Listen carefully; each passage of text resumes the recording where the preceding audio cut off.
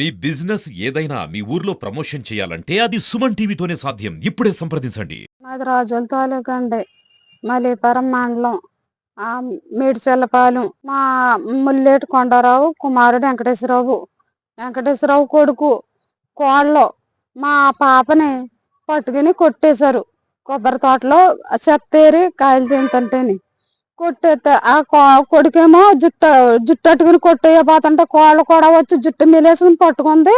ఆ కొడుకేమో కొట్టేశాడు, గుండ్ల మీద అడిగేసి తొక్కేసి తొక్కలైన చోట కూడా తొక్కేశాడంట. నా కూతురేమో కడుపులో పెట్టుకుంది, అక్కడ సొప్పట్లేదు. తర్వాత నా తమ్ముడు పొలాన్ని నుంచి వస్తున్నాడంట, గుణం మట్టి చేయబోడంట ఇలాగా. అప్పుడు ఎడం చెయ్యి ఇలా గొడ్డెట్టిందంటే ఎడం చెయ్యి ఆ చేతికి మొక్కలైపోయి గుణకం దెబ్బ తగిలేసి ఆ చెయ్యి జాయింట్లు వదిలేసినాయంట.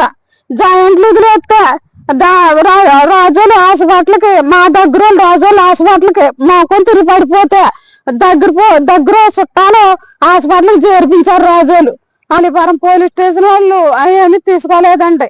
తర్వాత సరే ఆపరేషన్ చేయించేశారు. శనివారం రోజుని మళ్ళీ 3వ రోజుని నేను బట్టల కోసం వెళ్ళానండి. బట్టల కోసం ఇంటికాని వెళ్ళాను. బట్టలే బొమ్మ కొట్టుకోనక బట్టలే అసలేని. ఆ బట్టల కోసం ఇంటికి వెళ్తే తలుపులు తాళాలేసేసి ఇంట్లో బట్టలన్నీ బయట ఆడేసేసి ఉంచారు బాబా. బయట ఆడేసేసి ఉంచితే నేను ఇంటికి వెళ్ళి తలుపు కొడితే తలుపులో ఎవరు తీర్తలేదు. లోపల గొన్నాలు పెట్టేసి నాకు బయట తాళాలు లేవు. లోపల గొన్నాలు పెట్టేసి లోపల ఉండిపోయారు మనుషులు. సామాన్లన్నీ బయట ఆడేసేసారు.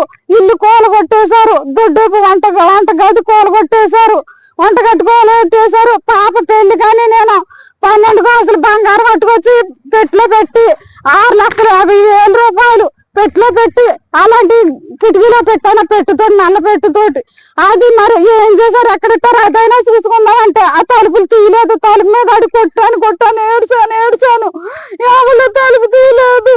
తలుపు తీయకపోతే నేను ఇంకా తిరిగి వచ్చేసి మలీపురం పోలీస్ స్టేషన్కి వెళ్ళి అక్కడ చెప్తే ఎస్సీ గారు ఏంటమ్మా అన్నారు, కానీ అది సీరియస్ గా తీసుకోకపోతే ఇంక నేను మళ్ళీ పాప ఆపరేషన్ చేసిన బెడ్ మీద వదిలిపెట్టి ఇచ్చానని ఇంక నేను మళ్ళీ అక్కడికి వెళ్ళిపోయాను. పాప దగ్గరికి వెళ్ళిపోయానండి. వెళ్ళిపోయి అక్కడ పిల్లమో ఒక్క చెప్పిన అమ్మ నువ్వేం చేసి వచ్చావన్న బెడ్ మీద.